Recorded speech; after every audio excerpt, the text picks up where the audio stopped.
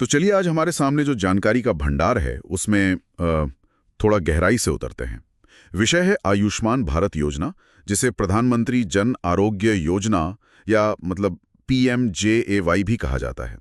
हमारे पास इसके फायदों और कौन इसके लिए पात्र हैं, इस पर काफ़ी डिटेल्ड जानकारी है और हमारा मकसद है इस ज़रूरी स्वास्थ्य योजना की जो मुख्य बातें हैं उन्हें समझना। और सबसे पहले जो बात ध्यान खींचती है वो है प्रति परिवार हर साल 5 लाख रुपए तक का मुफ्त इलाज। ये आंकड़ा मतलब काफ़ी बड़ा लगता है। हाँ, और ये महत्वपूर्ण इसलिए भी है क्योंकि भारत में आप देखें तो गंभीर बीमारियों के इलाज का खर्चा अक्सर बहुत ज़्यादा होता है। तो ये 5 लाख रुपए की जो सीमा है, वो शायद इसी को ध्यान में रखकर तय की गई है, ताकि ज़्यादातर जो बड़े इलाज हैं, वो इसके दायरे में आ सकें। ये सिर्फ एक रकम नहीं है, बल्कि एक तरह से स्वास्थ्य सुरक्षा का पूरा सिस्टम बनाने की कोशिश है, परिवारों को अचानक आने वाले बड़े मेडिकल खर्चों के बोझ से बचाने के लिए। सही कहा। तो फिर इसके फायदों को थोड़ा और खोलकर देखते हैं।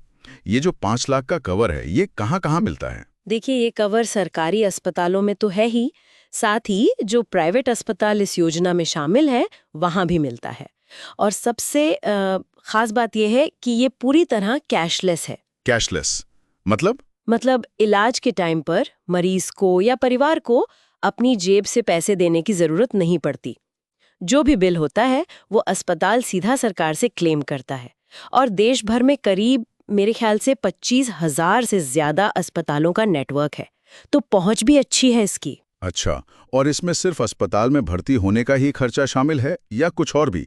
सुना है कोई 1500 तरह की बीमारियां और प्रोसीजर शामिल हैं इसमें, जैसे बाईपास सर्जरी, कैंसर। हाँ, बिल्कुल। लिस्ट काफी लंबी है। बाईपास, कैंसर, डायलिसिस जैसे बड़े इलाज तो हैं ही, पर इसमें सिर्फ ऑपरेशन का ही खर्च नहीं है।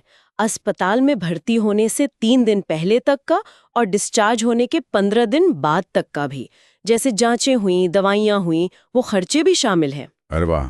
हाँ, तो मतलब ये कवरेज काफी गहरा है। अक्सर क्या होता है, इलाज के बाद के खर्चे भी बहुत होते हैं, तो उनको भी इसमें ध्यान में रखा गया है। ये तो फायदों की बात हुई। अब आते हैं सबसे अहम सवाल पर कि भाई कौन लोग हैं जो इस योजना के हकदार हैं? क्या कोई भी इसका फायदा ले सकता है? नहीं, ऐसा नहीं है। ये योजना बेसिकली आर्थिक और सामाजिक रूप से जो कमजोर वर्ग हैं, उनके लिए है। और इसकी पात्रता तय करने के लिए 2011 की जो सामाजिक आर्थिक और जाति जनगणना हुई थी, SEC 2011, उसके आंकड़ों को बेस बनाया गया है। 2011?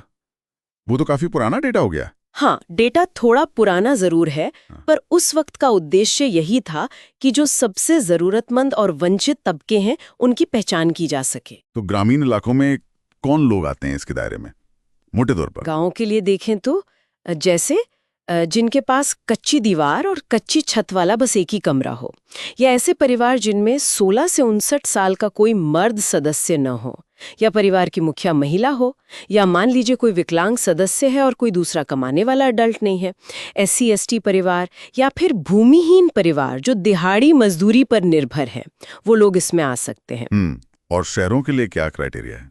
शहरी क्षेत्रों में थोड़ा अलग है। वहाँ फोकस कुछ खास तरह के काम करने वालों पर है, जैसे कूड़ा उठाने वाले या जो घरेलू कामगार होते हैं, रेडी पटरी वाले, कंस्ट्रक्शन में लगे मजदूर, plumber, painter, welder, security guard, कुली, सफाई कर्मचारी, माली, रिक्शा चालक, ट्रांसपोर्ट वर्कर्स जैसे ड्राइवर, कंडक्टर, दुकान पर काम करने वाले छोटे कर्मचारी, वेटर, इलेक्ट्रिशियन, मैकेनिक, धोबी, चौकीदार, मतलब इस तरह के लोग। यहाँ भी आप देखें तो फोकस वही है, असंगठित क्षेत्र के कम आय वाले लोग। लेकिन कुछ शर्तें भी तो होंगी कि कौन पात्र नहीं है, मतलब कुछ लोग बाहर भी तो रखे गए होंगे। हाँ, बिल्कुल। कुछ एक्सक्लूजन क्राइटेरिया भी हैं, जैसे जिनके पास मोटर वाली 2 व्हीलर, 3 व्हीलर या 4 व्हीलर गाड़ी हो, या मछली पकड़ने वाली नाव हो, या फिर खेती के मशीनी उपकरण हो, या 50,000 से ज्यादा लिमिट वाला किसान क्रेडिट कार्ड हो। सरकारी कर्मचारी इसमें नहीं आते। या फिर अगर परिवार में कोई भी सदस्य महीने का 10,000 से ज्यादा कमाता हो, इनकम टैक्स या प्रोफेशनल टैक्स देते हो, या जिनके घर में फ्रिज हो, लैंडलाइन फोन हो, या ठीक ठाक पक्का मकान हो, ऐसे लोग आमतौर पर पात्र नहीं माने जाते। अच्छा, ये सीमाएं इसलिए हैं ताकि फायदा सही लोगों तक पहुंचे। जी बिल्कुल, ताकि जो वाकई जरूरतमंद है उन तक लाभ पहुंचे। तो अगर किसी को ये जानना हो कि वो पात्र हैं या नहीं, तो कैसे पता करें और अप्लाई कैसे करना होता है? देखिए, सबसे आसान तरीका तो है PMJAY की जो ऑफिशियल वेबसाइट है pmjay.gov.in, उस पर जाएं। वहाँ Am I eligible करके एक सेक्शन है, उसमें अपना मोबाइल नंबर या राशन कार्ड नंबर डालकर चेक कर सकते हैं। इसके अलावा जो नज़दीकी कॉमन सर्विस सेंटर होते हैं, मतलब CSC या जन सेवा केंद्र, वहाँ जा सकते हैं। या फिर योजना में जो अस्पताल शामिल है वहाँ भी पता कर सकते हैं, और आवेदन भी इन्हीं जगहों से हो जाता है। और डॉक्यूमेंट्स क्या लगते हैं? क्या बहुत झंझट है? नहीं, कोशिश तो यही की गई है कि प्रक्रिया सिंपल रहे। मुख्य रूप से तो आधार कार्ड चाहिए होता है पहचान के लिए, या कोई और सरकारी पहचान पत्र, और पात्रता का कोई प्रूफ जैसे राशन कार्ड हो, या अगर प्रधानमंत्री जी का पत्र मिला हो वो, और एक चालू मोबाइल नंबर। ठीक है, मान लीजिए कोई पात्र व्यक्ति अस्पताल पहुंच गया, तो वहां क्या करना होता है? क्या ये बाकी में उतना आसान है जितना सुनने में लगता है? अस्पतालों में आयुष्मान मित्र होते हैं, वो मदद के लिए ही होते हैं। उनको अपना पहचान पत्र दिखाना होता है, वो सिस्टम में चेक करके बताते हैं कि आप पात्र हैं या नहीं। फिर आधार के जरिए eKYC होती है, मतलब इलेक्ट्रॉनिक तरीके से आपकी पहचान पक्की की जाती है।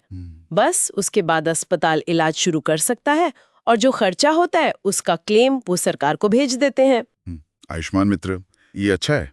हाँ, ये जरूरी है, खासकर उनके लिए जो शायद तकनीक से ज्यादा वाकिफ नहीं है या जिन्हें प्रक्रिया समझने में दिक्कत हो, तो आयुष्मान मित्र उनकी मदद करते हैं। तो कुल मिलाकर आयुष्मान भारत एक बहुत बड़ी महत्वाकांक्षी योजना है। करोड़ों कमजोर आय वर्ग के परिवारों को गंभीर बीमारियों के इलाज के लिए 5 लाख रुपए तक का कैशलेस कवर। पात्रता सामाजिक आर्थिक जनगणना पर आधारित है, और एक बड़े अस्पताल नेटवर्क के जरिए इसे लोगों तक पहुंचाने की कोशिश की जा रही है। हाँ, निश्चित रूप से ये स्वास्थ्य सेवाओं तक पहुंच बढ़ाने की दिशा में एक बहुत बड़ा कदम है, इसमें कोई शक नहीं। लेकिन यहाँ एक सवाल मन में आता है, और शायद सोचने वाली बात भी है, कि पॉलिसी लेवल पर इतने फायदे दिखने के बावजूद जमीनी हकीकत क्या है? मतलब जानकारी और पहुंच की जो खाई है, उसे कैसे भरा जा रहा है? खासकर जो दूर दराज के इलाकों में लोग रहते हैं या जिनकी डिजिटल लिटरेसी कम है, उन तक इस योजना का लाभ वाकई कैसे पहुंच रहा है? इसमें क्या चुनौतियां आ रही हैं और उन्हें कैसे दूर किया जा सकता है? ये सोचना जरूरी है, ताकि योजना का जो असली मकसद है वो पूरी तरह से सफल हो सके।